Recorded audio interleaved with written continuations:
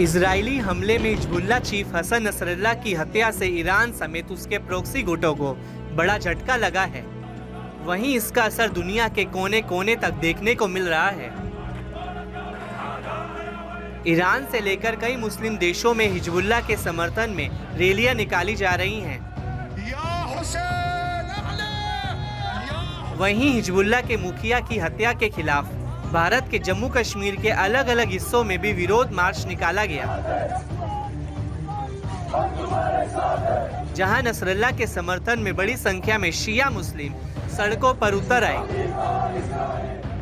इस दौरान प्रदर्शनकारियों ने इजराइल के खिलाफ जमकर नारेबाजी की। वहीं लेबनान को अपना पूरा समर्थन देने की भी अपील की। क्योंकि हमारा आखिरी जिसका नाम सईद हसन नसरुल्लाह है, इसराइल वो शहीद किया गया है। इसराइल लेबनान फलस्तीन पे जितना भी अटैक करे हम पीछे नहीं हटने देंगे। हुसैनियत जिंदाबाद, हुसैनियत जिंदाबाद। हौसला देना चाहूंगी कि वो बिल्कुल भी फिक्र ना करे, क्योंकि हम उनके साथ है। तो शिया कम्युनिटी उनके साथ है, हम उनका साथ कभी नहीं छोड़ेंगे, कभी भी नहीं। आपको पता नहीं है कि आपने किसको शहीद किया है। अब हर घर से इसराइल निकलेगा, अब हर घर से लेबनानिया निकलेगा, हर घर से हिजबुल्लाह निकलेगा। हिजबुल्लाह जिंदाबाद। महिलाओं ने भी इस प्रदर्शन में बढ़ चढ़कर हिस्सा लिया। बच्चों ने हाथों में नसरल्लाह की तख्तियां लेकर उनके समर्थन में जमकर नारेबाजी की। इस बीच प्रदर्शनकारियों ने विवादित नारे भी लगाए। प्रदर्शन के दौरान कहा कि अब हर घर से हिजबुल्लाह निकलेगा। बड़ी संख्या में लोगों ने काले झंडे लेकर सड़कों पर मार्च निकाला। कश्मीर के हसनाबाद, रेनावारी, सैदा कदल, मीर बेहरी और आशाबाग इलाकों में जमकर प्रदर्शन हुए। हालांकि श्रीनगर में ये प्रदर्शन शांतिपूर्ण रहे। प्रदर्शन उग्र ना हो, इसको लेकर जगह जगह पुलिस की टुकड़ियों को भी तैनात किया गया था। असली हम शहादत वादा से नहीं डरते, बल्कि शहादत ही हमारा ईमान है। और जो शहीद होते हैं उनको खुदा से रिज़्क मिलती है और वो जिंदा होते हैं।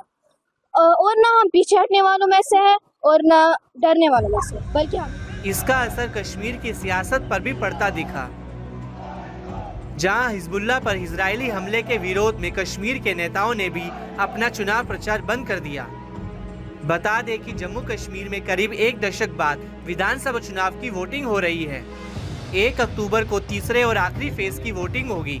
इससे ऐन पहले पीडीपी की प्रमुख महबूबा मुफ्ती ने लेबनान के लोगों के साथ एकजुटता दिखाते हुए अपना चुनाव प्रचार अभियान रद्द कर दिया। इसके बाद नेशनल कॉन्फ्रेंस के नेता रहूहुल्लाह मेहंदी ने नसरल्लाह की मौत को बड़ा नुकसान बताते हुए और शोक जताते हुए चुनाव प्रचार रोक दिया। देखिए, महबूबा मुफ्ती वोट की सियासत कर रही हैं। उनको पता है कि करीब 14% शिया कम्युनिटी का वहाँ वोट है, उसके लेकर उन्होंने बयानबाजी की है। महबूबा को जब भारत के सैनिक शहीद होते हैं तब क्यों नहीं इस तरह का बयान वो देती हैं, तब वो गम क्यों नहीं मनाती, तब वो कैंपेन क्यों नहीं छोड़ती हैं। उनको भारत के जब जवान शहीद हो जाते हैं बॉर्डर पर तब दुख क्यों नहीं होता है। जो हिजबुल्लाह के चीफ के मरने पर इतना उनको दुख हो रहा है, ये पूरा देश जानता है। ऐसे में सवाल उठना लाजमी है कि आखिर हिजबुल्लाह चीफ के मारे जाने से कश्मीर क्यों उबल रहा है।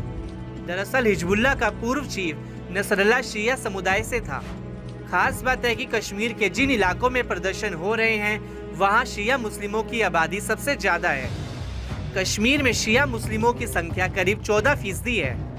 साथ ही कश्मीर की 47 में से 15 सीटों पर शिया वोटर्स निर्णायक भूमिका निभाते हैं। जहां तीसरे फेज की वोटिंग होनी है वह बारामूला की उरी विधानसभा है, जहां 21% शिया हैं। बांदीपोरा का सोनावारी सीट है जहां 30% शिया हैं।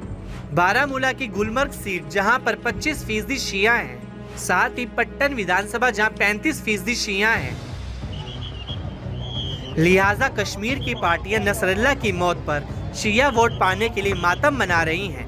पार्टियों की मंशा है कि अगर शिया समुदाय नसरल्लाह के नाम पर किसी एक पार्टी को वोट करता है तो उसके चुनाव में आगे निकलने की ज़्यादा से ज़्यादा संभावनाएं रहेंगी।